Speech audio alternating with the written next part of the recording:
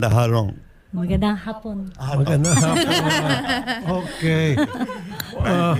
Nahihiya. Nahiya ka, marunong Nahiya pala siya. mag-Tagalog. Konti lang po. Nandito ho kayo para mag-donate. Opo. Kanino ho gusto niyo i-donate? Doko ni Agita. はい。小さい子供たちに、どういうことはわからないんですけど、こちらで決めてもらって、子供たちに使ってほしいと思います。Hanggang mari daw po sa mga bata lang daw. Sa mga bata. daw po. Tapos kayo na daw po bahala kung saan yung gusto. Ano ha, yung bata pong may sakit? Yung, o hindi bata po, yung mga estudyante? school supplies, yung mga School ganyan supplies. po. Yung mga hindi kayang bumili ng mga ano nila. At magkano naman po i-donate nyo? 2 million po. Dali lang, ayusin ko ng tenga ko. Ay, parang, di ko, Yun ang 2 million pesos! Opo. Opo. Ang laki masyado.